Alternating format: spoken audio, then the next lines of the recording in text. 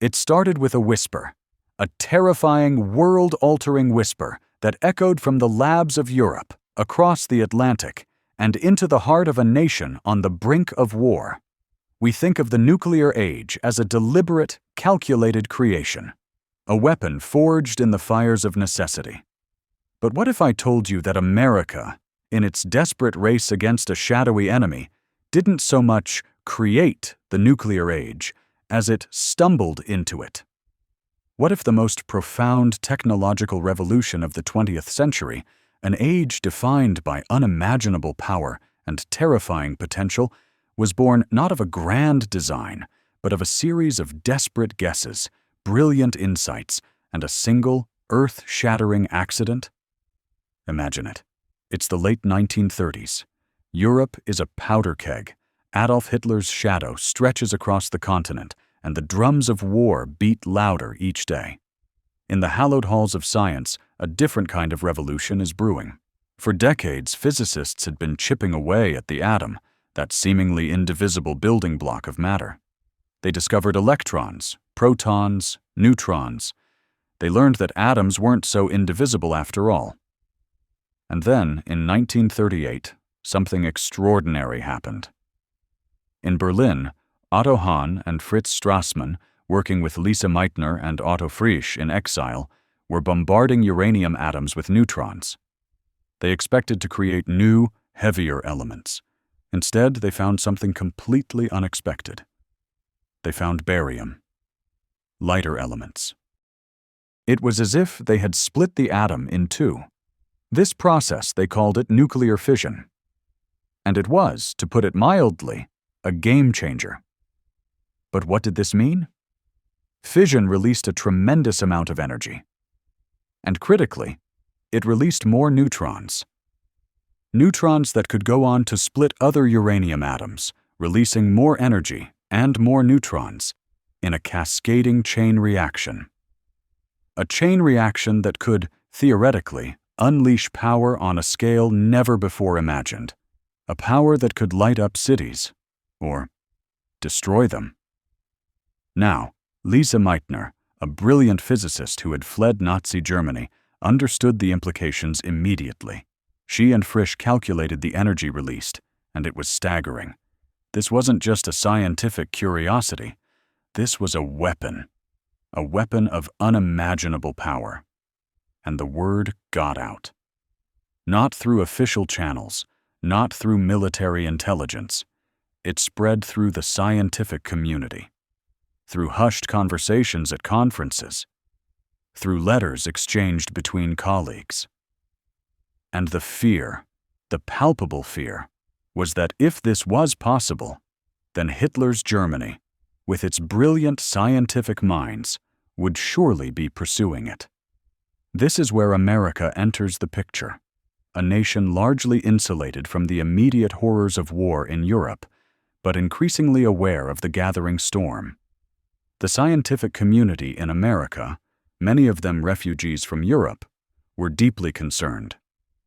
They knew what fission could do. And they knew that if Germany got there first, well, the consequences were unthinkable.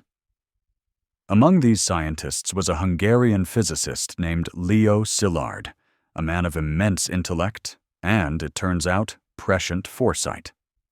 Szilard understood the chain reaction concept better than most. He had even conceived of it years earlier, though he hadn't been able to prove it experimentally. Now, with the news of fission, he knew it was real. And he knew it was terrifying. Szilard, along with Eugene Wagner and Edward Teller, also Hungarian refugees, became acutely aware of the potential for a German atomic bomb. They pictured mushroom clouds over London, over New York. The thought was unbearable. So, they decided to act. But how do you convince a nation, a government that is still officially neutral, to embark on a project so monumental, so costly, so utterly unprecedented? They needed to reach the highest levels. And they needed someone with gravitas, someone whose words would be heard. They turned to Albert Einstein, the most famous scientist in the world. the man whose very name was synonymous with genius. In July of 1939, Szilard and Wegener drafted a letter to President Franklin Delano Roosevelt. But they knew a letter from scientists, however brilliant, might not carry enough weight. So they persuaded Einstein to sign it.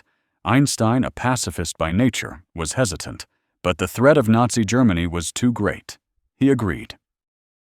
The letter itself is a masterpiece of understated urgency. It didn't scream about bombs. It spoke calmly, scientifically, about the possibility of a new type of powerful bomb. It mentioned that Germany had stopped the sale of uranium from Czechoslovakian mines, a subtle but crucial hint that Germany was already interested. It warned that if such a bomb could be developed, it could be used to destroy ports and large numbers of ships. Roosevelt received the letter, and he understood. He was a pragmatist. He saw the potential threat. He responded by forming a committee, the Advisory Committee on Uranium. It was a small, almost timid beginning. A handful of scientists, a few government officials, meeting in a room in Washington, D.C., they discussed the possibilities, the challenges.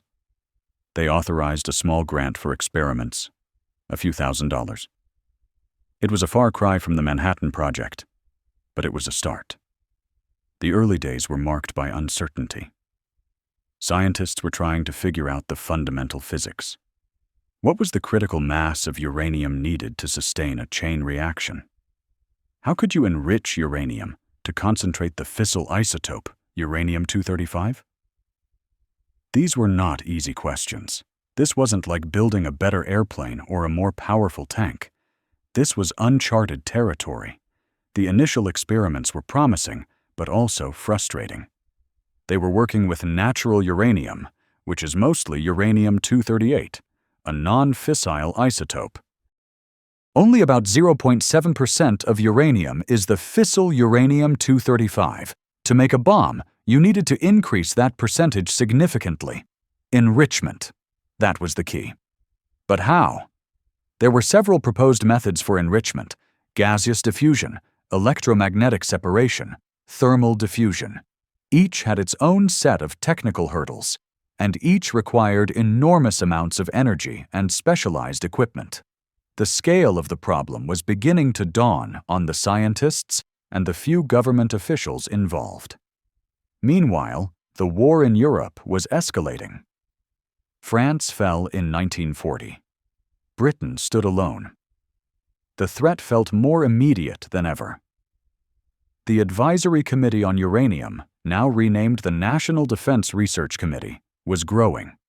But it was still relatively small, and the progress was slow.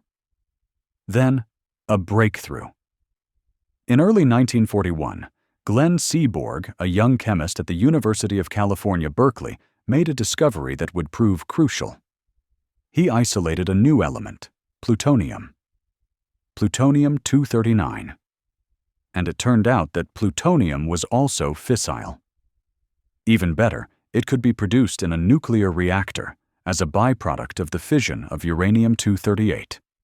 This offered an alternative path to creating fissile material, a path that might be easier than enriching uranium. This discovery of plutonium, coupled with the growing understanding of the chain reaction and the increasing urgency of the war, led to a seismic shift. The project was no longer just a committee. It was becoming something much, much bigger. In late 1941, a report from Great Britain, the MAUD Committee, arrived in the United States. The MAUD report was stark. It concluded that an atomic bomb was feasible and that it could be built within a few years. It also warned that Germany was likely already working on such a weapon. This report was a wake-up call, a thunderclap that could no longer be ignored. And then, December 7th, 1941. Pearl Harbor. America was at war. The stakes had been raised exponentially. The abstract threat of a German bomb was now a concrete fear. The nation that had been hesitant, that had been inching forward, was now thrust headlong into a desperate race. A race against time, against an enemy, and against the very forces of nature. The United States, under President Roosevelt's direction, decided to go all in. They needed to harness the power of the atom. They needed to build this weapon. And they needed to do it faster than anyone else. This wasn't just about winning the war anymore. It was about preventing the unthinkable. It was about securing the future.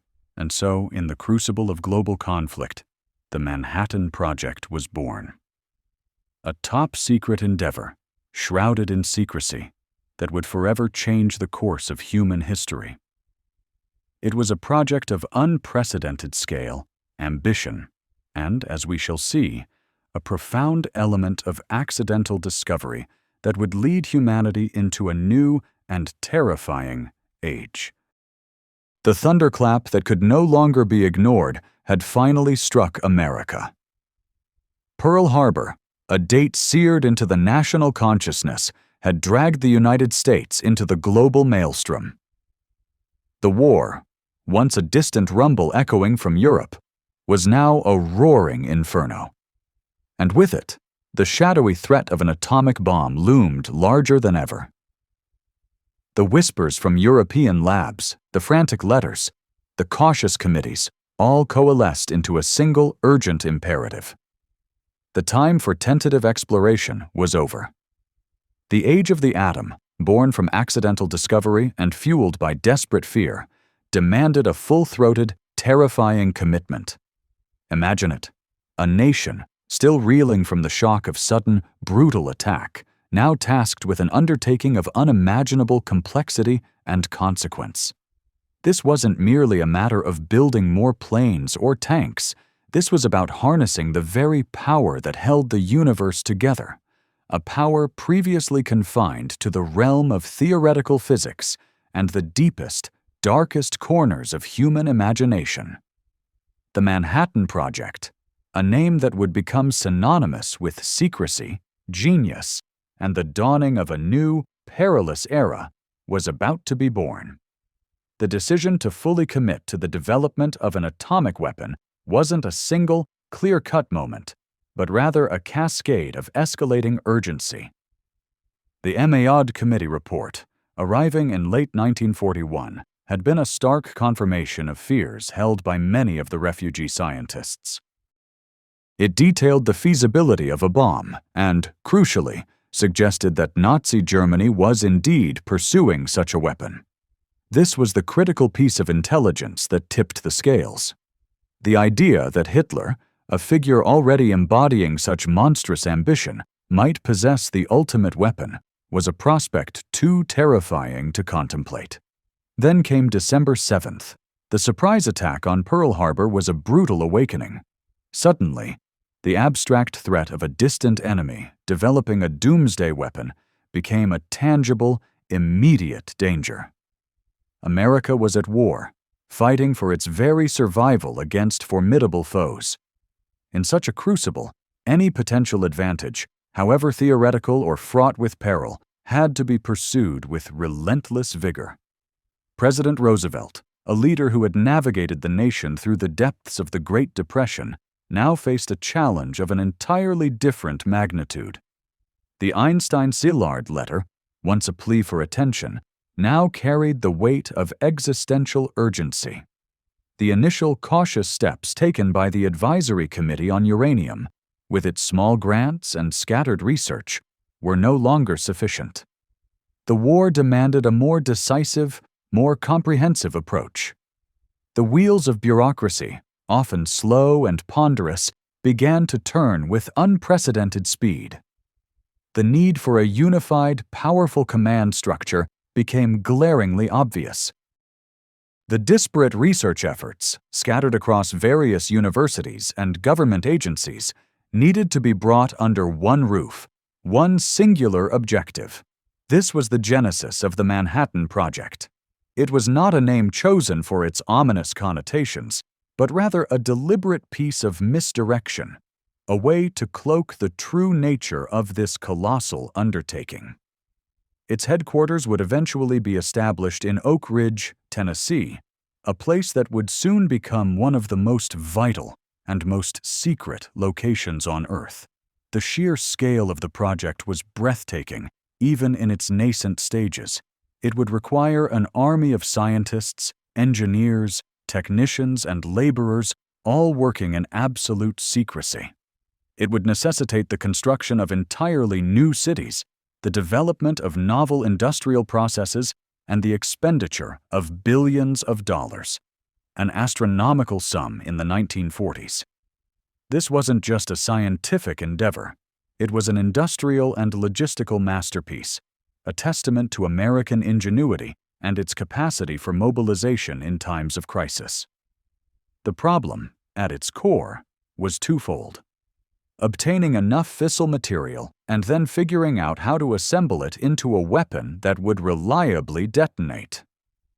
For the fissile material, there were two primary candidates: uranium-235 and the newly discovered plutonium-239. Uranium-235, the isotope that had first hinted at the potential for a chain reaction in the uranium atom, was incredibly difficult to isolate. Natural uranium is composed mostly of uranium-238, with only about 0.7% being the fissile uranium-235. To obtain this precious fissile component required processes like gaseous diffusion or electromagnetic separation, each a monumental industrial challenge. Imagine the sheer scale of operations needed to enrich uranium, to painstakingly separate the infinitesimally rare U-235 from its far more abundant cousin.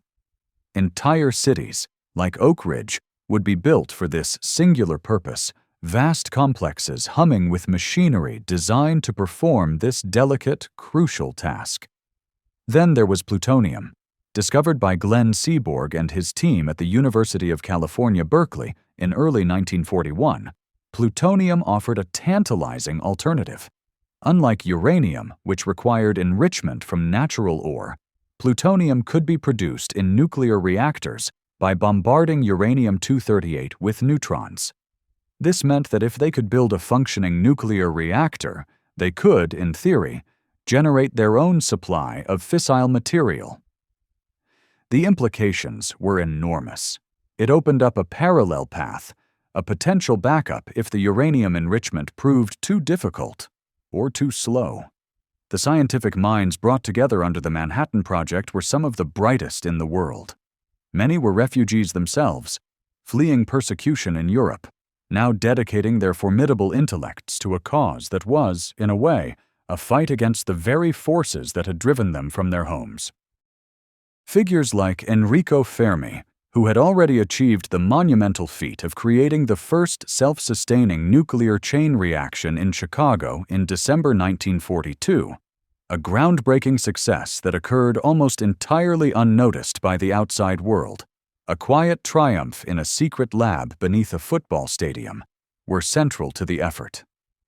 J. Robert Oppenheimer, a brilliant theoretical physicist with a keen mind for organization and a certain enigmatic aura, was appointed as the scientific director of the Los Alamos Laboratory in New Mexico, the place where the actual bombs would be designed and built. Los Alamos itself was a town conjured from the desert, a secluded mountaintop laboratory where the nation's top scientific minds would wrestle with the profound physics and engineering challenges of building an atomic weapon.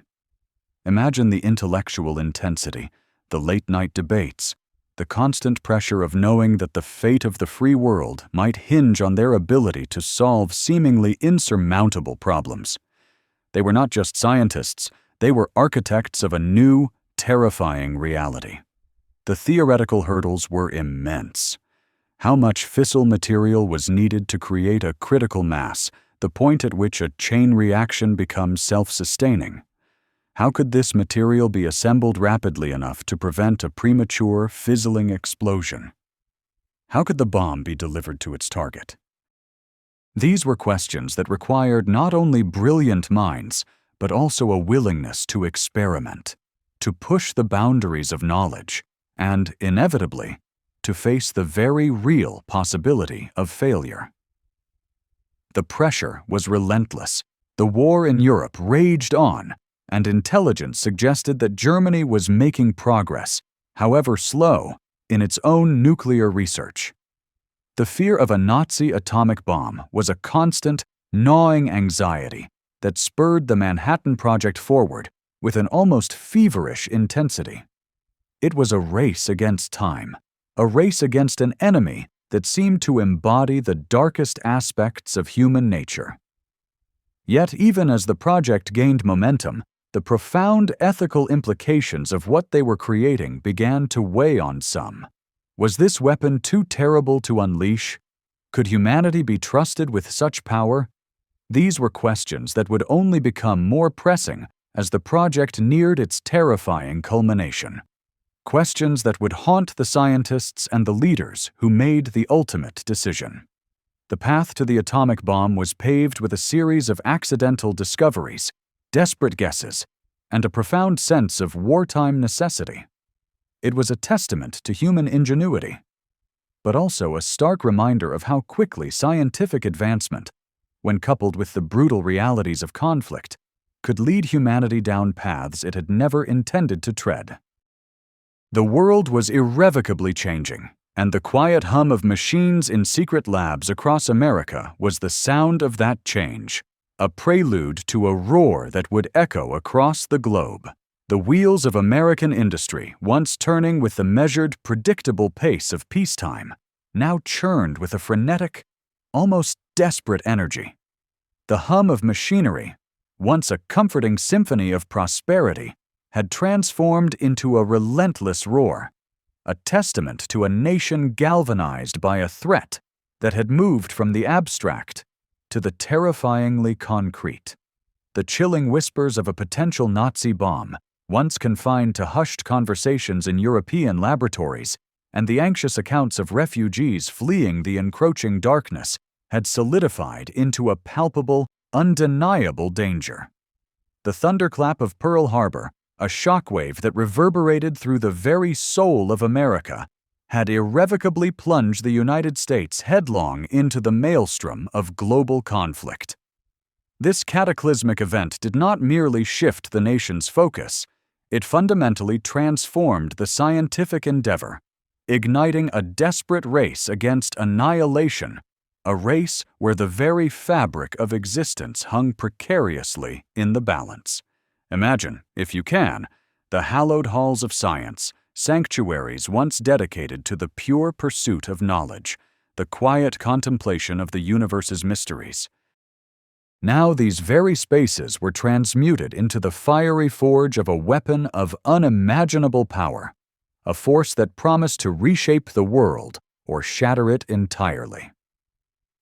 The Manhattan Project, a name destined to become etched indelibly in the annals of history, synonymous with both unparalleled scientific achievement and a profound, enduring moral reckoning, was born from this crucible of global conflict and an overwhelming sense of desperate necessity.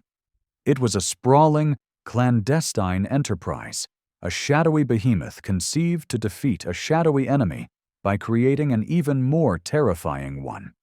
Its very existence was a testament to the nation's willingness to embrace the unprecedented, to venture into uncharted scientific and ethical territories in the name of survival.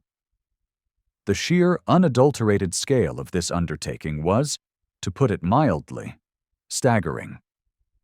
It transcended the mere intellectual curiosity of understanding the intricate physics of nuclear fission.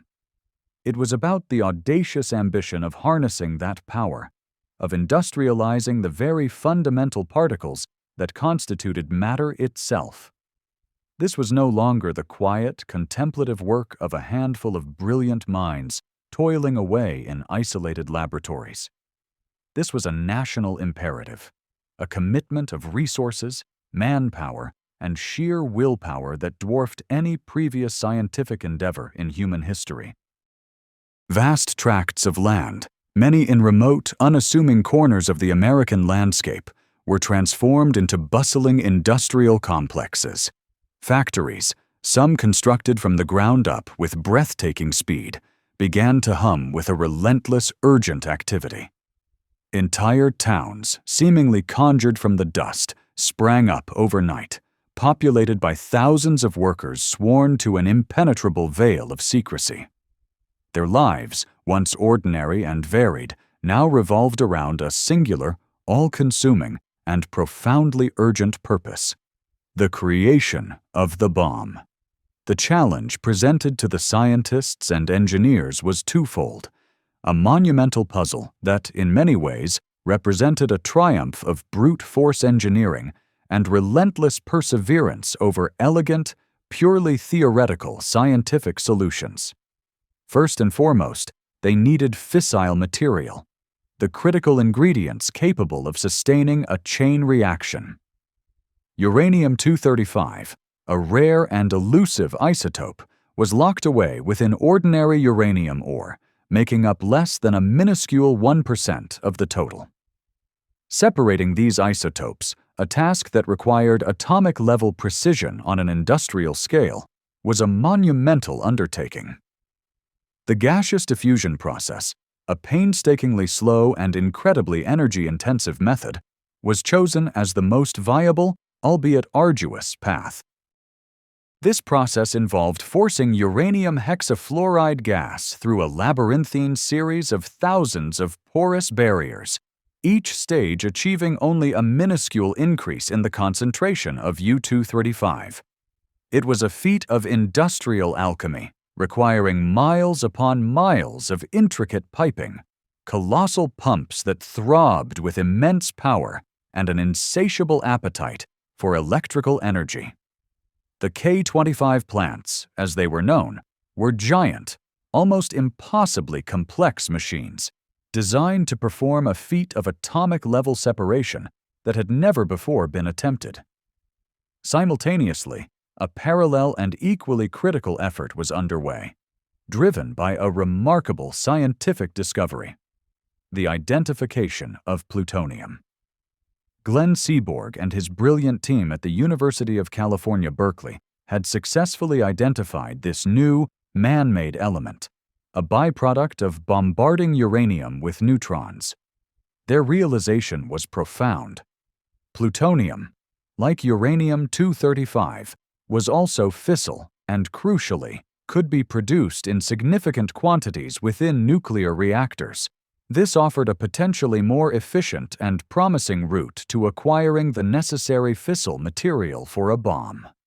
The construction of the first nuclear reactors, conceived by the legendary Enrico Fermi and his team at the University of Chicago, and later scaled up to an industrial behemoth at Hanford, Washington, represented another astounding feat of engineering. These were not reactors designed for the generation of electricity. They were, in essence, plutonium factories, massive, water-cooled structures designed to churn out this new, potent, and terrifyingly powerful element. But the creation of fissile material, as daunting as it was, constituted only half of the formidable battle.